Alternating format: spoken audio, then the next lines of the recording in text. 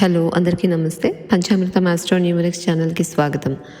మనకి 2025 సంవత్సరంలో ఈ యొక్క సంవత్సరంలో మే మంత్లో గురుడి యొక్క సంచారం జరగబోతుంది. ఓకే, సాధారణంగా పెద్ద గ్రహాలు గురుడు, శని, రాహుకేతువులు అంటే ఎక్కువ లాంగ్ పీరియడ్ ఒక్కొక్క రాశిలో ఉండే గ్రహాలు కాబట్టి ఇవి మాత్రము మూవ్ అయినప్పుడు స్పెషల్గా చెప్పుకోవాల్సి వస్తుంది.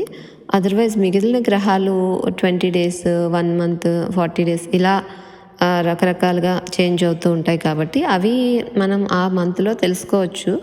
బట్ ఇవి సంవత్సరానికి ఒకసారి కానీ 1 year 8 months, okay, and 2.5 years అయితే అలా కొంచెం పెద్ద గ్రహాలు, పెద్ద అంటే ఎక్కువ రోజులు ఒక రాశిలో ఉండే గ్రహాలు కాబట్టి మనం స్పెషల్గా చెప్పుకుంటున్నాము రిజల్ట్స్ అనేది. అండ్ ఆల్సో ఇప్పుడు ఓకే, ఈ యొక్క 4 గ్రహాలు కూడా గురుడు, శని, రాహుకేతువు ఈ 4 గ్రహాలు కూడా ఈ 2025 సంవత్సరంలో మూవ్ అవుతున్నాయండి. సో అది ఒక స్పెషల్ అనమాట 2025కి.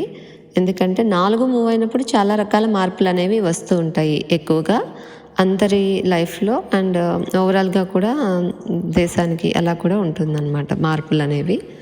సో ఈ యొక్క గురు గ్రహ గోచారము, గురువు యొక్క సంచారం ఎప్పుడైతే మనకి మిథున రాశిలోకి వెళ్తుందో, వృషభ రాశిలో ఉన్నారు ఈ యొక్క మే 14th వరకు, ఈ 1 year పీరియడ్ మే 14th వరకు వృషభ రాశిలో ఉన్నారు. అంటే అది ఒక్కొక్క రాశి వారికి ఒక్కొక్క రకంగా ఫలితాలు అనేవి ఇస్తూ ఉంటుంది.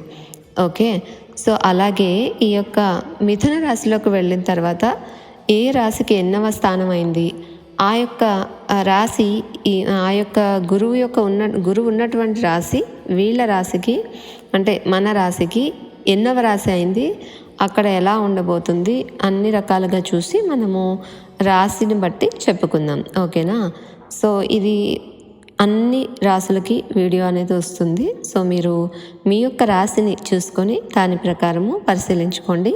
అండ్ ఇంకొకటి చెప్పాలి అందరికీ, ఇది ఓన్లీ రాశిని బట్టి చెప్తున్నాం. ఇది గోచార ఫలితాలు అంటారు. గోచారం అంటే గ్రహచారము. సో రాశిని బట్టి చూసుకునేది ఒక 40-50% ఉంటుంది రిజల్ట్ అనేటటువంటిది. ఓకే, అండ్ మిగిలినది మనకి బర్త్ చార్ట్ అని ఉంటుంది. అంటే మన బర్త్ టైం, పుట్టిన డేటు, టైము, ప్లేస్, దీన్ని బట్టి మనకి ఒక చార్ట్ అనేది వస్తుందన్నమాట. బర్త్ చార్ట్ అంటే ఆ సమయంలో గ్రహాలు ఎక్కడెక్కడ ఉన్నాయి అనేటటువంటిది. అందులో కూడా ఏమీ ఇది లేదు, బర్త్ చార్ట్ అంటే ఎక్కడి నుంచో రాదు. ఇప్పుడు గ్రహాలు ఎలా అయితే మూవ్ అవుతూ ఉన్నాయో మీరు అంటే ఎవరైనా వాళ్ళు పుట్టిన సమయంలో కూడా మూవ్ అవుతూ ఉంటాయి కదా గ్రహాలు. సో దాన్ని మనం ఒక దగ్గర వాళ్ళు పుట్టిన సమయానికి మనం స్క్రీన్ షాట్ తీసేస్తున్నాం అనుకోండి, తీసేస్తే ఏ గ్రహం ఎక్కడ ఉంది వాళ్ళు పుట్టిన సమయానికి అనేటటువంటి ఫోటో తీసేస్తున్నాం. అదే బర్త్ చార్ట్. ఓకేనా, సో దాన్ని బట్టి వాళ్ళ రాశి, వాళ్ళ లగ్నానికి ఏ గ్రహాలు ఏ ఏ ప్లేసుల్లో ఉన్నాయి అనేటటువంటిది వచ్చేస్తుంది. అది వాళ్ళ ఓవరాల్ ఎంటైర్ లైఫ్కి ఉంటుందన్నమాట. అవి రిజల్ట్స్ అనేవి ఆధారపడి ఉంటాయి. ఈ గోచారం ఏంటి అంటే వాళ్ళ బర్త్ చార్ట్ని బట్టి ఓవరాల్ రిజల్ట్ ఇవ్వడం కోసం ఇప్పుడున్న సమయం కరెక్ట్ అయినదా కాదా అని మనకి చెప్తుంది. ఓకేనా, సో ఈ విధంగా గోచార ఫలితాలు చూసుకుంటూ బర్త్ చార్ట్ని పరిశీలించి గోచార ఫలితాలు చూసుకోవాలి.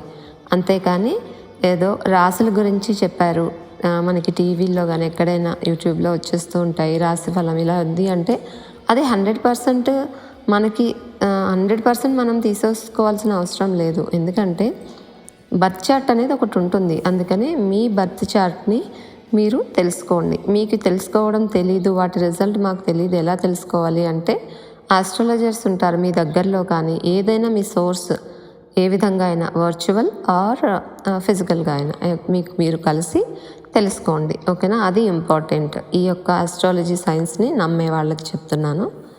సో ఇది ఆ యొక్క బర్త్ చార్ట్ తెలుసుకున్న తరువాత మీరు ఈ గోచారం కూడా చూసుకోవాలి. ఇది తక్కువ కాదు, అది తక్కువ కాదు, రెండు చూసుకుంటేనే నాకు కరెక్ట్గా వస్తుంది. అండ్ మహాదశ, అంతర్దశలు ఇవి ఎలా ఉన్నాయి ఈ రకంగా చూసుకోవాలన్నమాట. అది ప్రాసెస్. ఓకేనా, సో ఇప్పుడు మనం ప్రతి రాశి వాళ్ళకి ఏ విధంగా ఉంటుంది ఈ గురుగ్రహ గోచారము అనేటటువంటిది తెలుసుకుందాము. వృషభ రాశి వారికి గురువు యొక్క సంచారము 2025 సంవత్సరంలో ఏ విధంగా ఉందో తెలుసుకుందాం. 2025 సంవత్సరంలో మే 14వ తేదీన గురుడు ఆ తేదీ వరకు కూడా జన్మరాశిలోనే అంటే వృషభ రాశిలోనే ఉంటూ ఉంటారు గురుడు. సో వృషభ రాశి వారికి అన్ని విధాలా కూడాను మంచి ఫలితాలు గురువు కారణంగా పొందుతూ ఉన్నారు. సో ఈ సంవత్సరం అంటే 2025 మే 14వ తేదీ రాత్రి గురుడు మీ రాశి నుంచి మిథున రాశిలోకి వెళుతూ ఉన్నారు, ద్వితీయ స్థానంలోకి. అంటే వృషభం నుంచి ద్వితీయ స్థానం అయినటువంటి మిథునంలోకి వెళుతున్నారు. సో గురుడు ఈ మృగశిర నక్షత్రంలో మిథున రాశిలో ఉంటారు.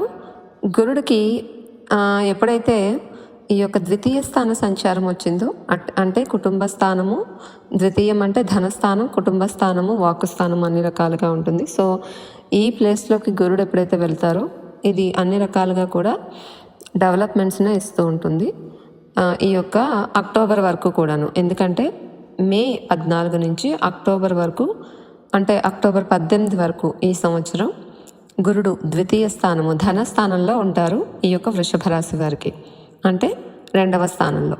సో ఈ సమయంలో ఈ యొక్క మనీ రిలేటెడ్ ఫైనాన్స్ విషయంలో ఏదైతే వీళ్ళకి రావాల్సిన అమౌంట్స్ ఉంటాయో, ఓకే, ఏవైతే లాభాలు రావాల్సినవి ఉంటాయో అవన్నీ పెండింగ్లో ఉన్నాయో అవన్నీ ఈ టైంలో వస్తుంటాయి అన్నమాట. అంటే ధన లాభాలు, తర్వాత ఫ్యామిలీలో అన్ని రకాల సంతోషాలు ఇవన్నీ కూడా బాగుంటాయి. వాక్కు పరంగా కూడాను చాలా బాగుంటుంది వీళ్ళకి. వీళ్ళ వాక్కు మంచిగా అంటే చేంజ్ అవుతుంది. అప్పటి వరకు ఇంత బాగా లేకపోయినా కూడా వాక్కు స్థానంలోకి ఎప్పుడైతే గురువు వస్తారో అప్పుడు చాలా బాగా వీళ్ళు మాట్లాడగలుగుతారు, అందరినీ మెప్పించగలుగుతారు మాటలతో. సో అలాగే అక్టోబర్ 18వ తేదీన ఎప్పుడైతే గురువు గారు అతిచార యోగంతో ఎప్పుడైతే కర్కాటకంలోకి వెళ్తారో, ఓకే, కర్కాటకంలోకి అతిచారం మీద వెళ్తూ ఉన్నారు గురువుగారు. అతిచారం మీద వెళ్ళిన గురువుగారు వీరికి తృతీయ స్థానంలోకి వెళ్తారు. అది ఒక 3 నెలలు అంటే దగ్గర 3 నెలలు కూడా కాదు, కంప్లీట్గా ఒక 50 డేస్ వరకు, 48 to 50 డేస్ వరకు ఉంటారు అక్కడ. సో అతిచారం మీద కర్కాటక రాశిలోకి వెళ్ళినటువంటి గురువు వీరికి థర్డ్ ప్లేస్ అయింది కాబట్టి 3వ స్థానంలోకి వెళ్ళినప్పుడు ఏ విధంగా ఉంటుంది అంటే గనక ఈ టైంలో అంటే డిసెంబర్ 5 వరకు కూడా ఈ యొక్క 48 డేస్ కాలము కూడాను వీరికి ద్వితీయ స్థానంలో ఉన్నప్పటికంటే కూడా కొద్దిగా వ్యతిరేక ఫలితాలు ఉంటాయి. కొద్దిగా తృతీయం అనేది అంత మంచి స్థానము కాదు కాబట్టి, బట్ వీళ్ళకి ఆ సమయంలో కొన్ని రకాలైనటువంటి కమ్యూనికేషన్ రిలేటెడ్ విషయాల్లో బాగుంటుంది. ఓకేనా, అంటే వీరికి చెప్పాలంటే కనుక న్యాయ సంబంధమైనటువంటి విషయాలు మాత్రం అనుకూలంగా మారుస్తారు. ఓకే, అనేక విషయాలలో వీరికి మంచి విజయం అనేది దొరుకుతుంది. తర్వాత వీరికి వృషభ రాశిలో జన్మించినటువంటి వారు ఎవరైతే దీర్ఘకాలంగా అనారోగ్య సమస్యలతో బాధపడుతున్నారో అటువంటి వారికి ఆరోగ్యాన్ని కూడా ప్రసాదిస్తారు ఎప్పుడు ద్వితీయంలో ఉన్నప్పుడు. ఓకే, ముఖ్యంగా వాక్ స్థానంలో ఉన్నప్పుడు అంటే ద్వితీయ స్థానంలో ఉన్నప్పుడు గురువుగారు వీరికి ఉన్నది ఉన్నట్టుగా మాట్లాడే విధంగా చేస్తూ ఉంటారు గురువుగారు. సో ఈ విధంగా ద్వితీయ స్థానం నుంచి అష్టమాన్ని చూస్తూ ఉంటారు కాబట్టి వీరికి అష్టమం అంటే సడన్గా వచ్చే మనీ, అంటే సడన్గా వచ్చే ఏదైనా రావచ్చు. అండ్ ధనస్థానం నుంచి అష్టమాన్ని చూస్తున్నారు కాబట్టి ధనం కూడా వీరికి అనుకోకుండా వచ్చే అవకాశాలు కూడా కనిపిస్తూ ఉంటాయి. అలాగే హెల్త్ రిలేటెడ్ ఏమైనా వీళ్ళకి బాగాలేకపోతే ఈ టైంలో రికగ్నైజ్ చేయడము, తర్వాత రికవరీ కూడా ఇస్తారు. దానికి సరిపోయే మెడిసిన్ కూడా వీళ్ళకి గురువు ద్వితీయం నుంచి అష్టమాన్ని చూడడం వల్ల మెడిసిన్ కూడా వీరికి దొరికి క్యూర్ అయ్యే అవకాశాలు కూడా ఉంటాయి. ఇది ఒక రకంగా మంచిదే వీరికి. ఓకే, సో ఈ విధంగా వీరికి ప్రత్యేకమైనటువంటి గుర్తింపు కూడా వస్తుంది. ఈ యొక్క సమయంలో కుటుంబపరమైనటువంటి జీవితం కూడా అత్యంత ఆనందకరంగా మారుతుంది. సో ఈ యొక్క 2వ స్థానంలో సంచరించేటటువంటి గురుని యొక్క ప్రభావం కారణం చేత ఆకస్మిక ధనయోగం మనం చెప్పిన విధంగా ఉంటుంది. కంపల్సరిగా సంపదని పెంచుకునే విధంగా ఫలితాలన్నీ కూడాను మీకు కలిసి వస్తాయి. అండ్ ఎంతో కాలంగా మీకు ఎప్పుడైతే అనుభవిస్తున్నటువంటి సమస్యలకి పరిష్కారం దిశగా అడుగులు పడుతూ ఉంటాయి. తర్వాత వీరికి ధనస్థానంలో అంటే 2వ స్థానంలో గురువు వీళ్ళకి సేవ్ చేసే విధంగా, అంటే సంపాదించే దాంట్లో కొద్దిగా సేవ్ చేసే విధంగా కూడా వీళ్ళకి సేవ్ అనేది అవుతూ ఉంటుంది మనీ. అలాగే నూతన వ్యాపారాలు కూడా వీళ్ళకి బాగా కలిసి వస్తాయి. అలాగే ధార్మిక సంబంధమైనటువంటి కార్యక్రమాల్లో కూడా పాల్గొంటారు. అందరితో మంచి సత్సంబంధాలు కలిగి ఉంటారు. అలాగే 2వ స్థానంలో వీళ్ళకి ఈ యొక్క అక్టోబర్ వరకు ఉంటున్నారు. అక్టోబర్ 18వ తేదీ వరకు. సో అక్టోబర్ 18 నుంచి డిసెంబర్ 5 వరకు మనం చెప్పిన విధంగా ఇప్పుడు 3వ రాశిలోకి వెళ్తున్నారు కాబట్టి అతిచారం మీద వెళ్ళడం వలన సో ఈ యొక్క గురువు గారు ఎలాంటి ఫలితాలు ఇస్తారు అని అంటే కనుక వీరికి కొద్దిగా ప్రాబ్లం, అంటే నెగిటివ్గా ఎఫెక్ట్ ఇస్తారు. కాబట్టి 3వ స్థానంలో గురువు ప్రవేశించిన తర్వాత వీరికి మిత్రులతో కానీ సోదరులు వాళ్ళతో కొద్దిగా విరోధాలు వచ్చే అవకాశం ఉంటుంది. ఎందుకంటే అతిచారం మీద వెళ్తున్నారు 3యంలోకి కాబట్టి. సో ఈ యొక్క 48 డేస్ కూడా కొద్దిగా నెగిటివ్ ఎఫెక్ట్స్ ఉంటాయి. సో ఈ పీరియడ్ తప్ప వీళ్ళకి మిగిలిన పీరియడ్ అంతా కూడాను గురువు ధనస్థానంలోనే ఉంటున్నారు కాబట్టి చాలా బాగుంటుంది. అంటే డిసెంబర్ 5 తర్వాత వీళ్ళకి ఎప్పుడైతే గురువు గారు వీళ్ళకి మళ్ళీ అతిచార యోగం కంప్లీట్ అయిపోయిన తర్వాత మళ్ళీ ద్వితీయంలోకి, అంటే వెనక్కి వెళ్తారు మిథునంలోకి. సో వృషభం నుంచి మిథునం మళ్ళీ ద్వితీయంలోనే ఉంటారు కాబట్టి అక్కడి నుంచి ఇంకా ఏప్రిల్ వరకు కూడా అక్కడే ఉంటారు. సో ద్వితీయ స్థాన ఫలితాలు మనం చెప్పుకున్న విధంగా అవే వస్తాయన్నమాట వీళ్ళకి. ఈ విధంగా వృషభ రాశి వారికి గురుగ్రహ గోచార ఫలితాలు ఉంటాయి. సో గురువు యొక్క నెగిటివ్ ఎఫెక్ట్స్ ఇవ్వకుండా ఆ ఫలితాలను కొద్దిగా తగ్గించుకునే విధంగా చూడాలి అంటే కనుక గురువు గారికి చేసుకోవాల్సిన, అంటే జూపిటర్ బృహస్పతికి చేసుకోవాల్సినటువంటి రెమెడీస్ చేసుకోవచ్చు. ఓకే, సో రెమెడీస్ అనేది కూడాను ఈ వీడియో చివరిలో చెప్పడం అయింది. అవి మీరు ఫాలో అయితే కనుక గురుగ్రహ నెగిటివ్ ఎఫెక్ట్స్ నుంచి తగ్గించుకోవచ్చు. శుభం. ఈ గురుగ్రహ దోష నివారణ కోసం చేసుకోవాల్సినటువంటి పరిహారాలు, ఈ యొక్క గురుగ్రహానికి గురువారం రోజు, అంటే ప్రతి గురువారం రోజు కూడా మీరు దక్షిణామూర్తి ఆలయానికి వెళ్ళి, అంటే శివుని ఆలయానికి వెళ్ళి ఆవు పాలతో అభిషేకం చేయించుకోవాలి. ఇది ఒకటి. ఓకే, ఇలాగా అనేక రకాలు ఉంటాయి. సో ఇందులో మీకు ఏది అవకాశం ఉంటే అది చేసుకోండి. దానివల్ల గురుగ్రహ దోషం పోయి గురువు అనుకూలిస్తారు. ఒకటి ఇప్పుడు నేను చెప్పినది గురువారం శివాభిషేకం, శివాలయంలో అభిషేకం చేయించుకోవడం, ఆర్ దత్తాత్రేయ స్వామి గుడి దగ్గర కూడా ఆవు పాలతో అభిషేకం చేయించుకోవాలి. అలాగే నవగ్రహాలలో ఉన్నటువంటి నవగ్రహాలయంలో గురు విగ్రహాన్ని దగ్గరికి వెళ్ళి, అంటే అక్కడ నవగ్రహాలకి 16 ప్రదక్షిణలు చేసుకోవాలి. సాధారణంగా కాశీ క్షేత్రంలో బృహస్పతికి ప్రత్యేకమైనటువంటి ఆలయం కూడా ఉంది. ఓకే, ఎవరైనా కాశీకి వెళ్ళినప్పుడు అక్కడ ఉంటుంది గురువు యొక్క ఆలయము. అక్కడ బృహస్పతి క్షేత్ర దర్శనం చేసుకొని అక్కడ కూడా అర్చన చేయించుకోవచ్చు. అంటే జాతకంలో ఎక్కువగా గురుదోషం ఉన్న వాళ్ళకి ఇలా చేయించుకోవచ్చు, లేకపోయినా కూడా వెళ్ళొచ్చు, పర్వాలేదు, మంచిదే. అలాగే శ్రీశైల క్షేత్రం గురుగ్రహానికి ప్రత్యేకమైనటువంటి విశేషం. శ్రీశైలంలో ఉన్నటువంటి మల్లికార్జున స్వామిని దర్శనం చేసుకొని అభిషేకాలు అర్చనలు చేయించుకోవడం చాలా మంచిది. అలాగే పిఠాపురంలో ఉన్నటువంటి దత్తాత్రేయ స్వామి వారిని దర్శనం చేసుకొని అక్కడ కూడా అభిషేకం చేయించుకోవడం మంచిది.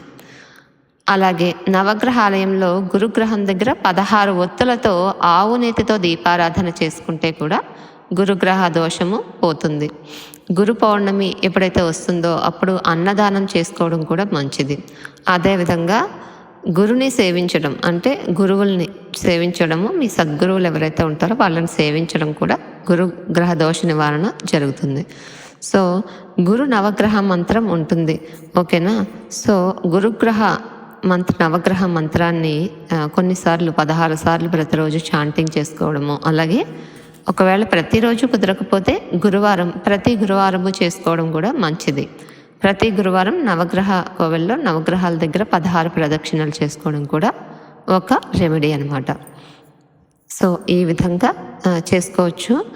ఒకసారి గురు నవగ్రహ మంత్రం చూద్దాము. అంటే ఒకటి ఓం భృం బృహస్పతయే నమః, ఇంకొకటి ఓం ఐం క్లీం బృహస్పతయే నమః, ఇంకొకటి ఓం హరాం హ్రీం హ్రం బృహస్పతయే నమః, ఇదొక మంత్రం.